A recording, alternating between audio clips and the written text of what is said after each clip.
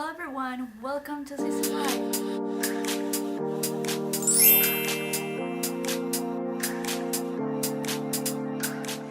Hello guys again. I have something to tell you. The video was so long. So I really like what did I say on the video, so I'm gonna divide it like in the 3 parts. So I just gonna put in the information box in which video is the different topics that I explain about these 30 things about Japan, and I think next time maximum I'm gonna do like 10 things. But I hope you guys really enjoy it, and I hope you guys like. I was doing the editing and I was like, no, there is no way that I'm gonna cut it so many stuff that I was talking about. So hopefully guys, you can see the 3 videos. It's gonna be like not normal, I know, but for sure you will have a good information about Japan. Okay, so let's start it. So next is gonna be that technology and transportation. I tried to divide these two, but I think those two are more connected each other. First, the automatic door at the taxi. In Peru, I never saw it. In the States, I didn't saw it. Like you have to open by yourself. Like here in Japan, like the taxis there, the door opens, you pay, and when you get to the destination, you pay, and the doors open again by itself. You normally cannot like you can open, but it's not like usual. Like the taxi driver will open for you, and they use a really good taxis. I don't know if you've seen that, but they normally use like, well, depend on the cities too. But I saw Mercedes-Benz, BMW, like so expensive car for taxis. I was like, what?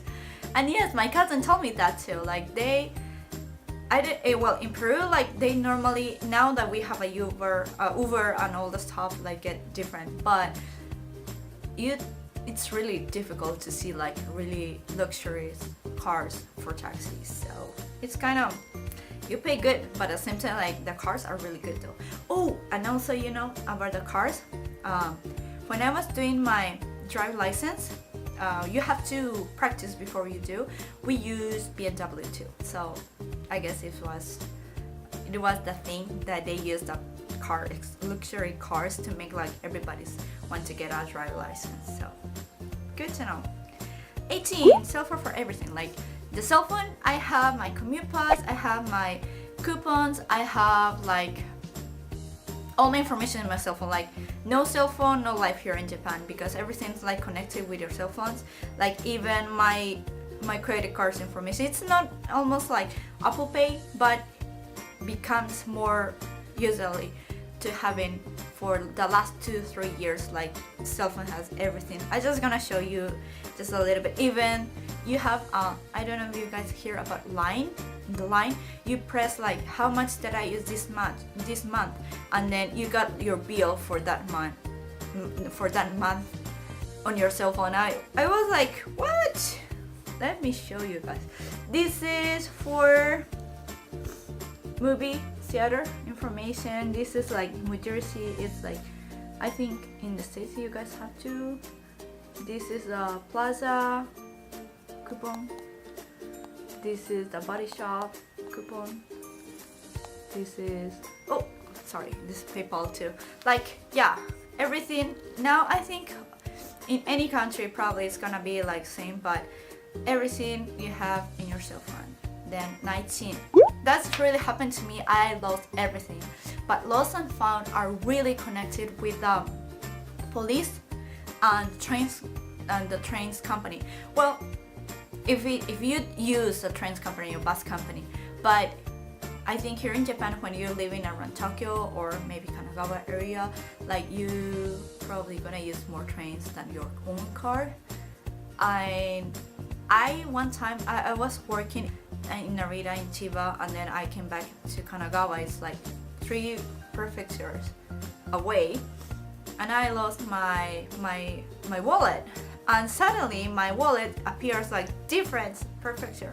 I was calling and then asked to them if they find it or not. And it seems like because of the trains has like their own way to got all the lost and founds, and they put it in that. They only wait for 1 or 2 days, depending on the company, and they directly brings to the police. So the police station has a system like the whole Japan system.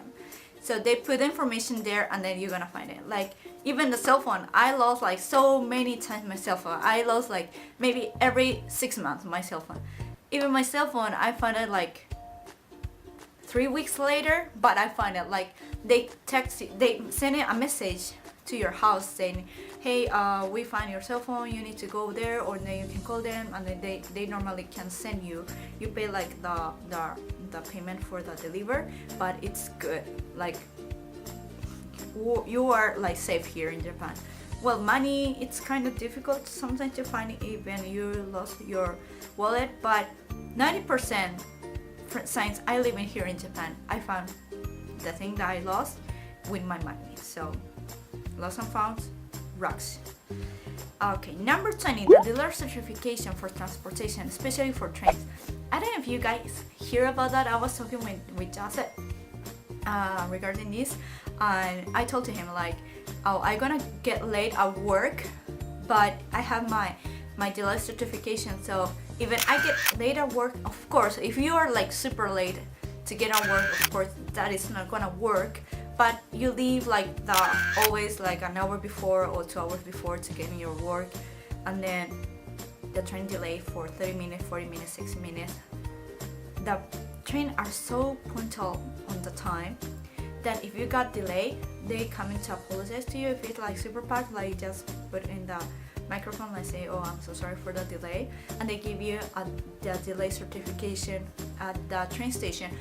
And I saw I don't know if it was in the JR or another like in the big stations, you put like your card, or your commute pass or your ticket for the train, and you got like dealer certification there, like the issue there, like in the machine that you put in the gates that you put in the train. I was like really surprised, because I don't think that works for you guys. Let me know if you guys have that same system, but in Japan, yeah, it's a thing. Then IC cards, I mentioned before this, but the commute pass and also the lockers you can use with the IC pass that you have on your cell phone on your card, the physical cards that I don't know if you guys hear about, like Suica, Pasmo, something like that. It's like actually a card key that you pay with that. You put the money there and then you pay with that, with the lockers and the commute pass. So it's kind of crazy. It's kind of crazy how the technology is so advanced here in Japan. Okay, next 23. Why it's so quiet in the transportation? It's really quiet. Like if you even trying to take anything from your bag, like you're gonna hear. What I hear and what I know about this is because only the transportation, the time that the Japanese people or like the people has that quiet time, that relaxed time to go and work, or maybe coming back from work. I don't know how it's take for you guys, but for me it's take an hour and a half to get my work. Depends on where you live, or like if you're really like 10 minutes away from your work, you are so lucky, because it's really hard, especially like Tokyo, living in Tokyo is really expensive. So people trying to get like the train that's passing to the station nearby your work, it's how you normally trying to get your house. But yeah, I hear that it's the only time that they can relax, they can sleep, and then after work, only time that they can relax before they get home. So that is a big reason why they're so quiet. And of course, they're so polite that they prefer to be calm. Calm are the best thing that they have here in Japan. Number 24. Oh my god, we already in the middle. Okay, 24. Pushers for the trains. This is the thing in Japan. You're gonna be like fish can if you are traveling in the peak time. Normally in the morning around 7-8 a.m. In the evening around 4 to 6, I guess, it's a peak time that everybody's gonna pushing. It's like, I'm gonna put a picture here, but I'm pretty sure if you guys already have a friends that live in Japan or friends that come into Japan, like peak time are the worst. Like you're gonna be like packed, everybody's gonna move on the same way. But it's really funny. They have a special pusher, especially on the big stations, and not only the train people, they have like a special guardians that they have there, so they start to push everybody to get on the train. Yeah, it's a thing. Okay, next. This is, I don't want to talk about politics, but this is like politicians thing that I hear, and it was so funny to know. It's only two though, like, okay. So first, election campaign cars and ugui sujo. I don't know if you are here in Japan and you live in, guys, let me know if you guys hear this. The ugui sujo is the ladies that is without, normally they have like white hat and then gloves and then like smiling from inside. It's like a model. And the camping cars in the morning, please, I want to sleep. And they start really early in the morning until really late in the night. And sometimes even the stations that they have like the person that are on the elections speaking to you or giving you tissues or giving you papers. It's really, really funny. I didn't see this much, like when they start up the elections, you're gonna see like those kind of politicians around the stations, and maybe you're gonna see them, or maybe you're gonna give the hands, or maybe you're gonna talk with them. Okay, so the prime minister, my grandfather's side, like my dad's side, grandfather, he is a Japanese side. He is from Yamaguchi-ken, and I don't know, I hear from who, I think it was my teacher or my friend, and I hear that the prime minister, like 9 of them are from Yamaguchi-ken, so they're the #1 prefecture in Japan that they are born from Yamaguchi-ken. And I hear that too, and I saw in the pictures too, like the Yamaguchi-ken area, like the streets are really, really good construction, like it's a really nice. It's because many of the prime minister are from there, so they make like contribution with the prefecture. So it's one of the best streets that you can see in Japan.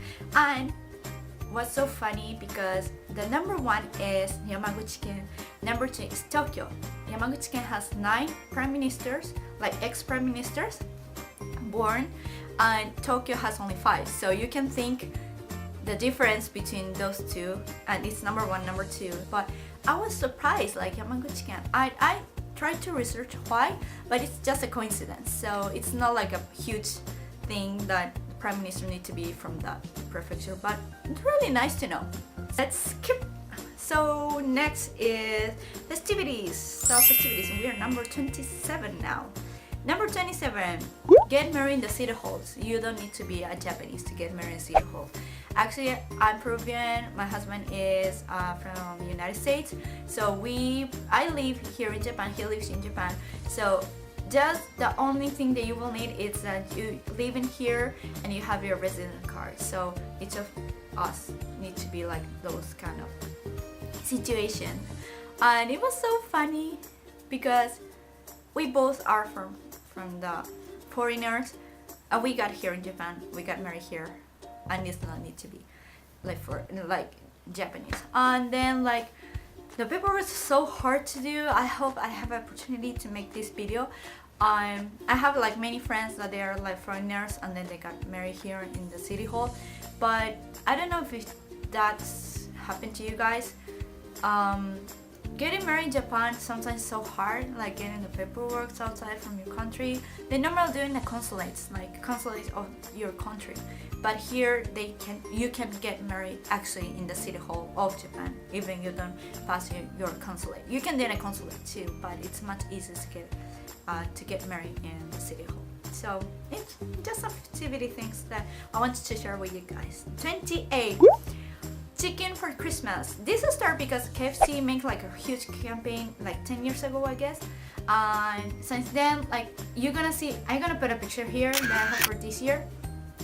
a super long line for KFC or chicken places. So it's a thing here in Japan to get a chicken for Christmas. Chicken and strawberry cakes. So there's the two things that you're gonna see a lot. Okay, so we're almost there.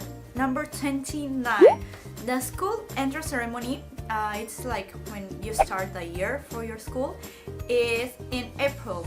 And why? It's because of the cherry blossoms. Can you believe that? It's because of cherry blossoms. So you start a year just when the cherry blossom is like open, so you can take a good picture. So I didn't know about this until now. So I was like surprised why start the year in April. So then number 30, finally we're on the last one. Nominations.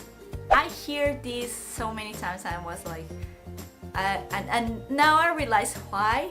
Is because like I don't know guys if you hear like Japanese people are really shy. Well, depends on the person. If that person lives outside of Japan, like I don't think they're shy. But nomi means like going to drink, so they normally be themselves when you're drinking with them after work. Or I remember when I was in university, I was working for a cell phone company, and then like after we finished work, we always went out like drinking, like eating. It was a way that we become a family, we become good friends, and then they have a really good way to be like so supportive. Like you hear so many stories in the nomination besides the work, because here like when you're working you need to be like so serious, like working is work. Like there's so many things that you have to learn about work, and after that like people suddenly change completely. But it's really good. I think it's a really good things about Japan, like the nomination. And I have a plus. I really wanted to say about this, and I think like everybody's already know that OMOTENASHI. OMOTENASHI means like the service that they are so caring about the customer. Like the customer service, it's becoming like really huge stuff for Japanese people, and it's really knowing from worldwide that how the Japanese had the customer service. And coming here in Japan, like you go wherever you go, like even McDonald's, even like a huge malls, even you go to really small shops, like everywhere, convenience store, like omotenashi is what they're trying to do for everyone. In 2020, in about 2 more years, gonna be the Olympics here in Japan. So I really wanted you guys, if you come in here, that feel that omotenashi that Japanese people's gonna do with you. I'm trying to learning. I'm still learning. I'm still like getting so much experience for that. But since I started working here since I was 16 years old, it's an age that you can work here in Japan actually. I've been learning a lot, and it's the best thing that the Japanese people can share with you and with all the countries in outside of Japan. Like foreigners are all welcome. So okay. How many minutes so far? I think it's about an hour that I've been talking about this. I hope to make like the shortest possible. I hope you guys really like this video. I do with all my heart. I hope all the information I give you here, it's working for you guys.